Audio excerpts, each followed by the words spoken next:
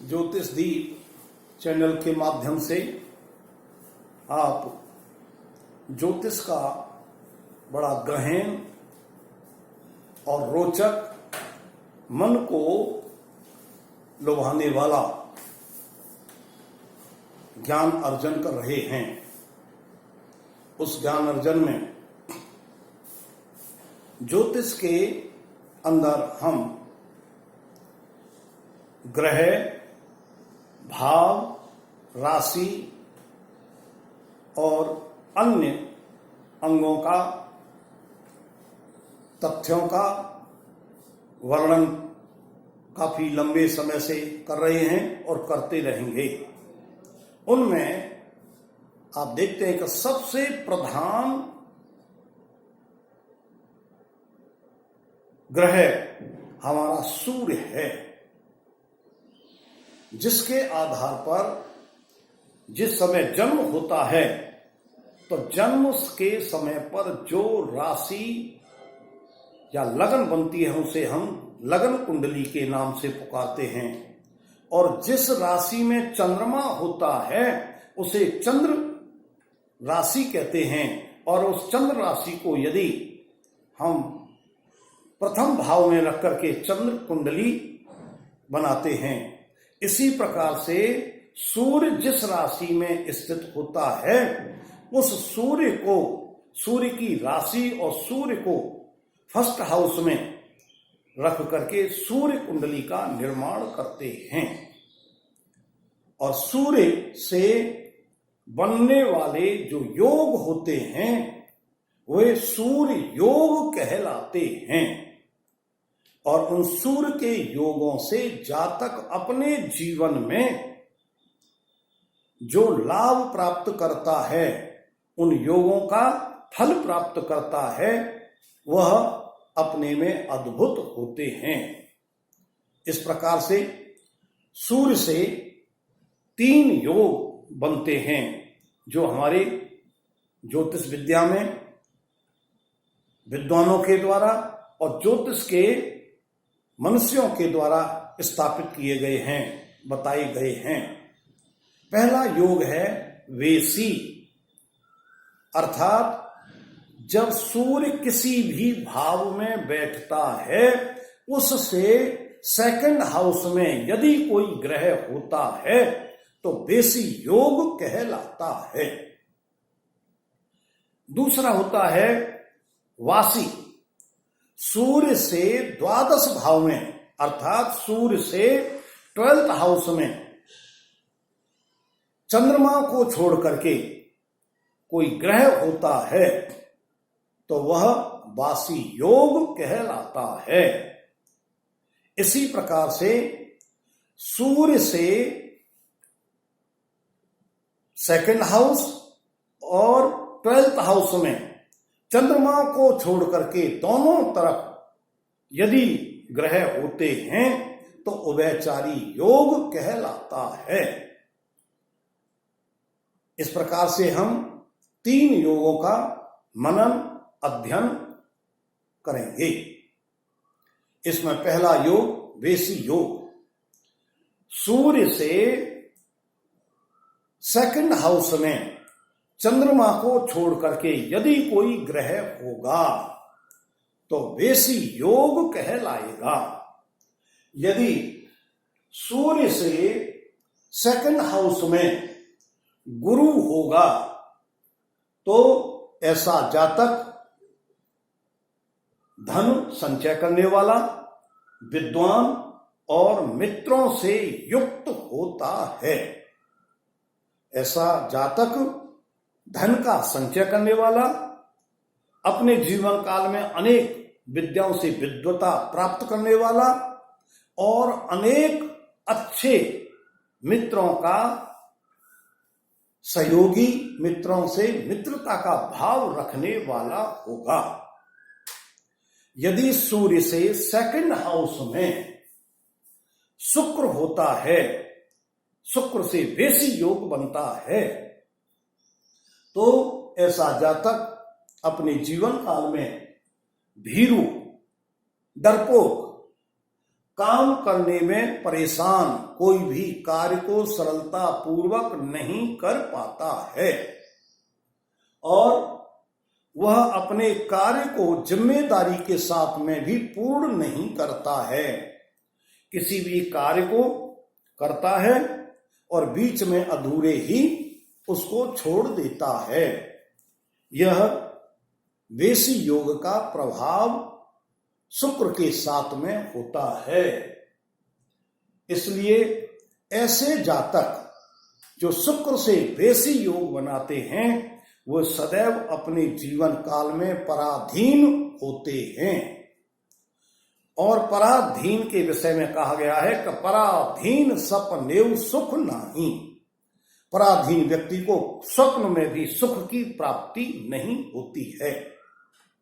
इसी प्रकार से यदि वेशी योग बुध के द्वारा बनता है, बुध के द्वारा यदि वेशी योग किसी जातक की कुंडली में है तो ऐसा जातक अपने जीवन काल में बहुत से कार्य, बहुत से व्यापार, बहुत से कार्यों को एक साथ में संपन्न करने वाला होता है और वह इतने कार्य करते हुए भी उस व्यक्ति के पास में धन का अभाव रहता है। क्योंकि जो जातक एक साथ में अनेकों कार्य करता है तो अनेकों कार्यों में उसकी शक्ति बढ़ जाती है, धन अधिक व्यय होता है और शक्ति के अभाव में उनसे लाभ इतना प्राप्त नहीं कर पाता। तो ये बुध से वेशी योग में जातक का विशेष लक्षण देखने को मिलता है। बुध से वेशी योग वाले जातक विनम्रशील होते हैं, दूसरों के साथ में बहुत ही विनम्रता का व्यवहार करते हैं और लज्जावान भी होते हैं। किसी के साथ में मर्यादा को तोड़ करके काम करने वाले नहीं होते, सदैव अपनी मर्यादाओं का ध्यान रखते हैं। यदि वेशी योग बुध के मंगल के द्वारा, यदि मंगल के द्वारा वेशी योग बन रहा है तो ऐसे जातक अधिक यात्रा करने वाले होते हैं और परोपकारी होते हैं। यात्रा में अनेक प्रकार की यात्रा करते हैं जिसमें धन का व्यय होता है, खर्चा होता है और जब यात्रा में जाते हैं तो अन्य प्रकार के अपने से कमजोर पीड़ित व्यक्तियों को देखते हैं तो उनके अंदर दया के भाव के कारण से, परोपकार की भावना से दूसरों का सहयोग करने वाले भी बन जाते हैं, जो उनका एक गुण विशेष होता है। इसी प्रकार यदि शनि से वेशी योग बन रहा हो, अर्थात किसी जातक की कुंडली में शनि से वेशी योग होता है, अर्थात सूर्य से सेकंड हाउस में शनि होता है तो शनि वेशी योग कहलाता है। ऐसा जातक अनेक प्रकार की काम वासनाओं से पीड़ित मिलता है तथा उसका स्वभाव क्रोधी होता है और वह क्रोधी स्वभाव के साथ साथ में उग्रवादी का रूप भी धारण कर लेता है, जिसके फलस्वरूप सामाजिक प्राणी, सामाजिक व्यक्ति उससे पीड़ित रहते हैं और वह जिस जातक के शनि वेशी योग होता है उसके शरीर की बनावट उसकी वास्तविक उम्र से अधिक उम्र दिखाई देती है। अर्थात ऐसे जातक वास्तव में वो 40 वर्ष के हैं तो उनकी शरीर की बनावट को देखते हुए वो 50 वर्ष के लगभग दिखाई देंगे। ये शनि का विशेष रूप से एक प्रभाव होता है। ऐसे जातक जो है उनके मन में कभी कभी परोपकार की भावना आती है तथा कभी कभी दयालुता का भाव आता है, लेकिन ये अपने जीवन काल में आर्थिक दृष्टि से बहुत कमजोर होते हैं, जिसके फलस्वरूप अपनी सामर्थ्य के अनुसार या अपनी भावना के अनुसार ये दूसरों का परोपकार या आर्थिक सहयोग करने में असमर्थ होते हैं। मन में चाहते तो बहुत हैं, लेकिन ऐसा कर नहीं पाते। इसके बाद में वेशी के बाद में वासी योग। वासी योग में जातक, जैसा मैंने कहा कि सूर्य से 12th हाउस में यदि कोई चंद्रमा को छोड़ के कोई ग्रह होता है तो वासी योग कहलाता है। यदि किसी जातक की कुंडली में गुरु से वासी योग बना हुआ है तो ऐसे जातक धैर्य, अच्छे गुण वाले, अच्छी बुद्धि वाले और अपने बात के धनी, अर्थात जो अपने जीवन काल में कह देते हैं उस बात को पूर्ण करने वाले होते हैं, जिनकी एक बहुत बड़ी प्रतिष्ठा होती है। यदि वासी योग शुक्र से बन रहा है, अर्थात सूर्य से 12th हाउस में शुक्र है, तो ऐसे जातक सूरवीर, विख्यात, गुणी और यशस्वी होते हैं।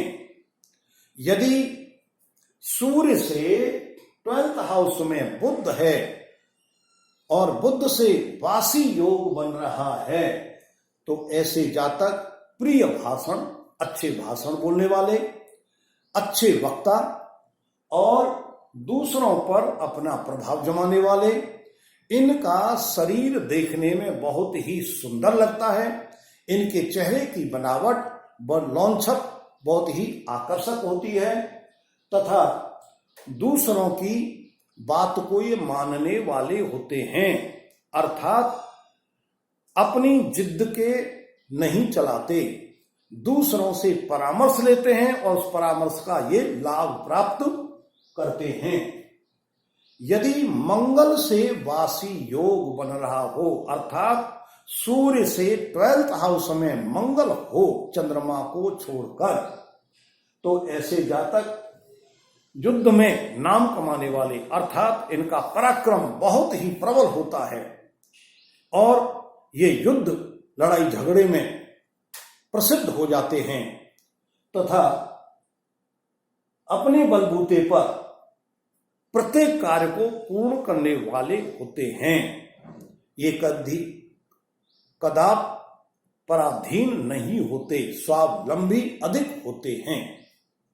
यदि शनि से वासी योग बन रहा हो, अर्थात सूर्य से 12th हाउस में शनि हो तो शनि से वासी योग कहलाएगा।